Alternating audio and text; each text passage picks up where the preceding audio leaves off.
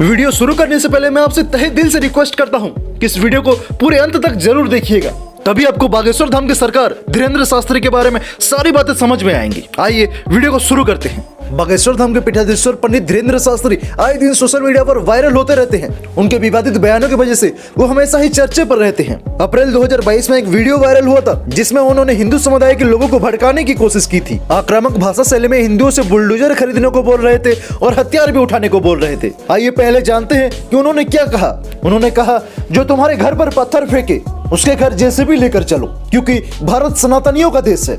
अगर सनातनियों के देश में राम की यात्रा और रामनवमी पर कोई पत्थर मारे तो बुजदिलों और कायरों जग जाओ।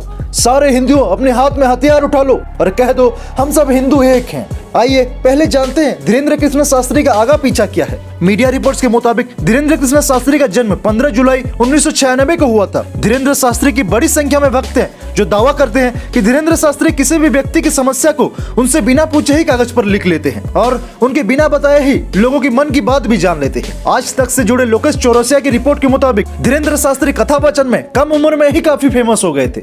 उनके दादा पंडित सेतुलाल गर्ग भी कथावाचक थे। उन्होंने अपनी दीक्षा अपने बाबा से ही ली थी। कथावाचन से ज्यादा वो झाड़ फूक की वजह से फेमस है। बीएस मीडिया रिपोर्ट के नाम से उनका खुद के यूट्यूब चैनल भी है। छतरपुर के ही गड़ा गांव में चमत्कारी दिव्य दरबार के नाम से इनका दरबार लगता है। पहले ये दरबार केवल मंगलवार के दिन और शनिवार के दिन ही लगता था, लेकिन अब जब धीरेन्द्र शास्त्री गांव में रहते हैं तो ये दरबार रोज लगता है। आपको बता दें कि धीरेन्द्र शास्त्री इस बात को लेकर चर्चे में थे कि वो कथा के नाम पर अंधविश्वास और जादू टोना फैलाते हैं। जैसा कि आप सभी को पता है कि राम कथा के साथ धीरेन्द्र शास्त्री दिव्य चमत्कारी दरबार भी लगाते हैं। ऐसी ही एक श्री राम चरित्र चर्चा महाराष्ट्र के नागपुर में आयोजित हुई थी। पहले तय ये हुआ था कि ये कथा 13 जनवरी तक चलेगी, लेकिन कार्यक्रम 2 दिन पहले यानी 11 जनवरी को ही संपन्न हो गई। फिर सबके मन में ये सवाल आया कि आखिर उनकी ये कथा 2 दिन पहले ही कैसे संपन्न हो गई। फिर नागपुर के अंधश्रद्धा उन्मूलन समिति ने आरोप लगाए कि दिव्य दरबार और प्रेत दरबार की आड़ में धीरेन्द्र शास्त्री जादू टोना करते हैं। देव धर्म के नाम पर आम लोगों को लूटने और धोखाधड़ी और शोषण भी किया जा रहा है। समिति ने पुलिस से मांग की कि धीरेन्द्र शास्त्री पर कार्यवाही हो और उन्होंने ये भी कहा कि इसी वजह से धीरेन्द्र शास्त्री को कार्यक्रम छोड़कर भागना पड़ा। हालांकि धीरेन्द्र शास्त्री ने नागपुर के कथा छोड़कर भागने पर सफाई भी दी। स्थानीय मीडिया से बात करते हुए कहा कि उनके गुरुजी के जन्मदिन की वजह से सभी जगहों की कथा से